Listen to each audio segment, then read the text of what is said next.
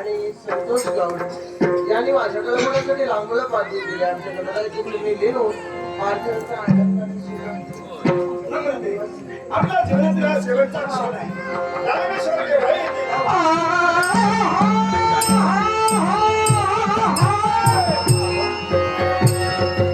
आमच्या मनात बदल होणार नाही. आमचा ठाम निर्णय होय ना? मग मी सुद्धा हट्टी आहे. काय तुझ्या मनात बदल झाला नसेल तर त्याप्रमाणे मी बोललो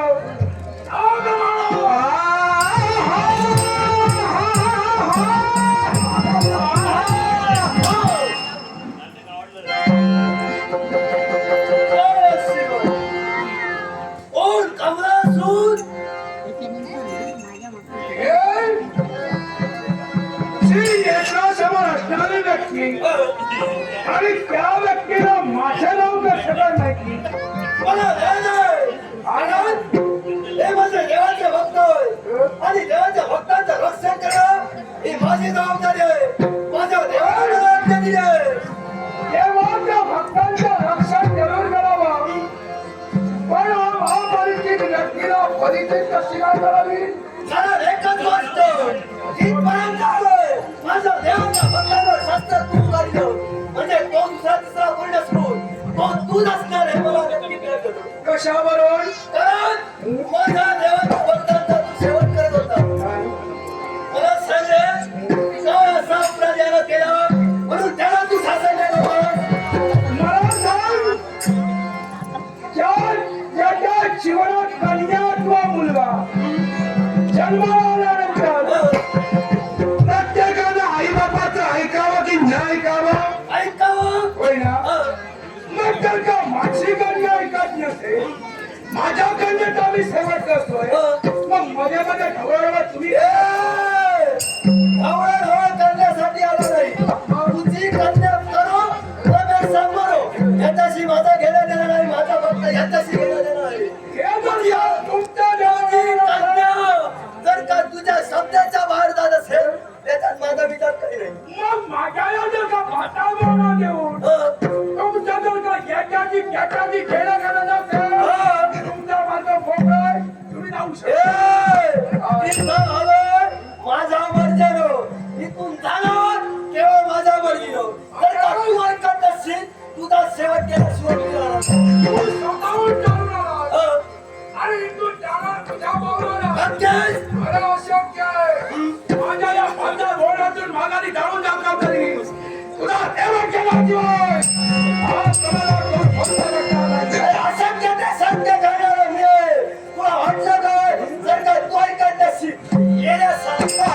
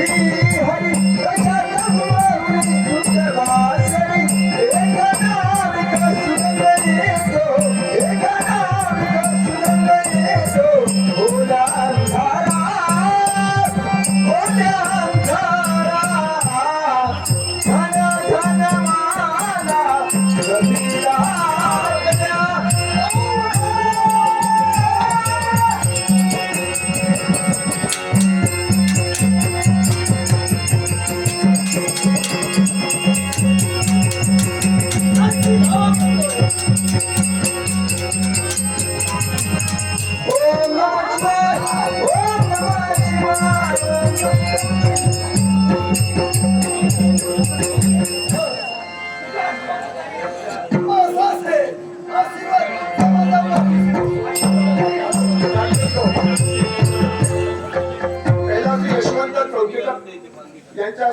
महाराष्ट्र माझ्या कलागुणाचा गौरव आपण वाचलाय. त्याचप्रमाणे द ग्रेट खलनायक शांती कलिंगड यांच्या देखील स्मरणार्थ आयुष गावडे आणि आयुष गवस आणि भावेश गावडे यांनी माझ्या कलागुणाचा गौरव आपण वाचलाय. त्यांच्याप्रती आवश्यकता आणण्याची गरज. सन्माननीय आमचे मित्र प्रकाश वसंत गावडे यांच्याकडून हे दाखवण्याचं 100 रुपयाचं पार्सल आहे. प्रकाश वसंत गावडे यांचे आभार मानून माझ्या मोरेश्वर सदराच्या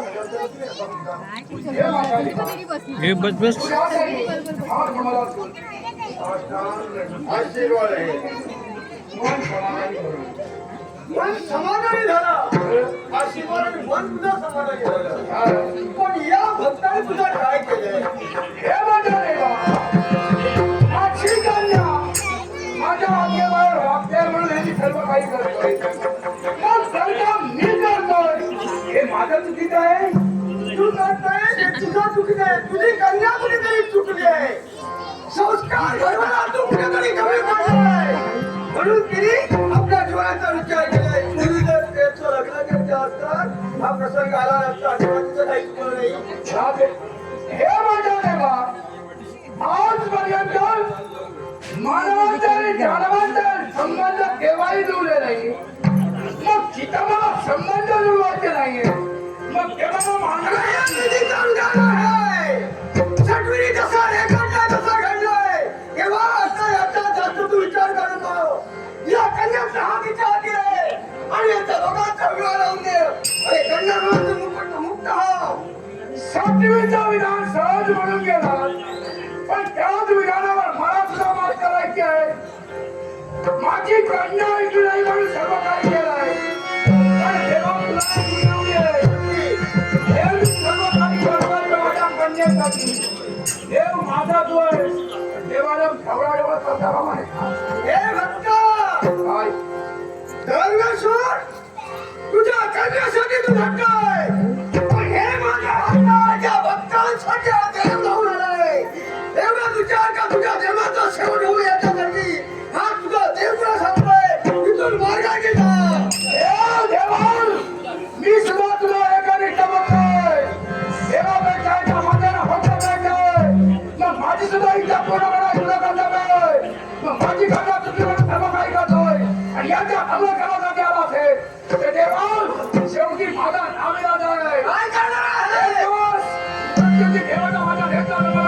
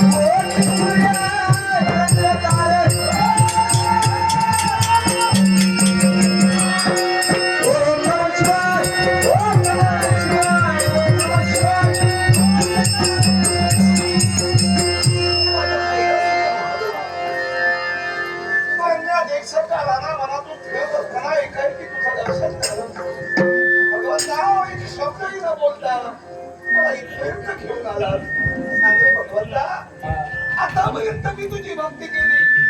त्या भक्तीचं श्रेय या भक्ताला हेच दिलं. अरे देव हे कसोटीचे गळे. तुझ्या जीवनाची कसोटी होती आणि या शेवटी राजेश्वराचा शेवट करायचा होता. म्हणून तुमचा क्षण आणि त्याचा शेवट यांचं समीकरण करून देव इथं धावून आलाय. तुमच्या राजा संकट दूर केलाय. तेव्हा चिंता करू नको. याच्या आशीर्वाद तुमच्या पाठीशी मला